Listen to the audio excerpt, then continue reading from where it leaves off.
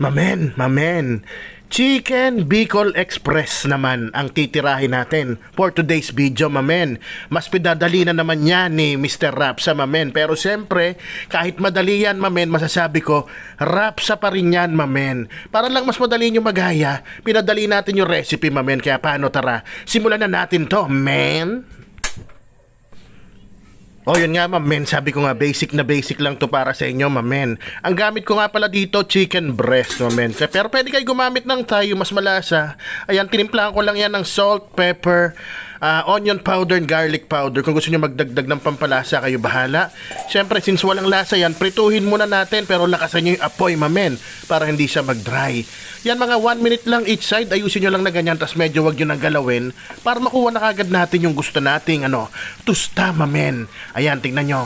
Yan, pagbiling ko, may onting tusta na, mamen. Yan ang magpapadagdag lasa dyan. Tandaan nyo, malakas apoy, mamen, ha.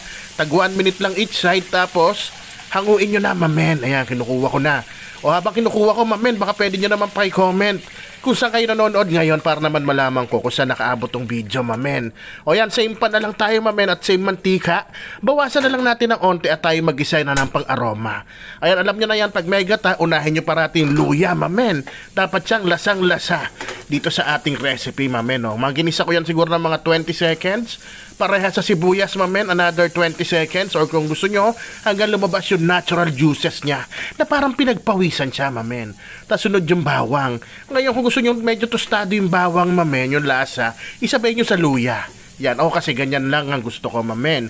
Nung okay na siya, nilagay ko na yung sila. Ayan na ang mga paborito ko, mamen. Siling green, mga 6 na piraso, at siling labuyo, yung pula, mga 4 na malalaki, at isang kutsarang bagoong alamang, mamen. Kung wala ka lutong bagoong alamang, kahit hilaw, okay lang, gigisahin mo naman yan.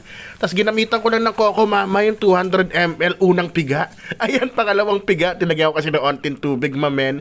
Tapos tinimplahan ko na yan ng paminta. Dinagdagan ko pa ng chili powder, mamen. Dito nga pala ako mo-order sa Spice Queen. Ayan, meron silang Shopee shop or TikTok shop. Meron din sa Facebook, men. Spice Queen, PM nyo lang sila.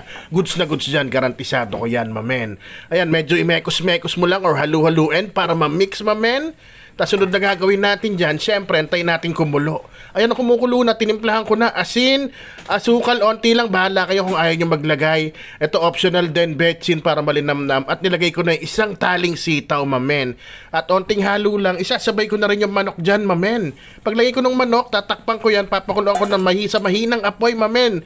Mga 3 to 5 minutes. At mamen, baka naman pwedeng pakilitisa kayo ng onti kung nandiyan ka pa. Baka pwede naman pakilike and share ng video, mamen. Para naman ma-share natin sa iba kung paano yung quick and easy recipe natin ng Chicken Bicol Express. Paano, kakain na kami, isisigaw ko na, Rapsa, man.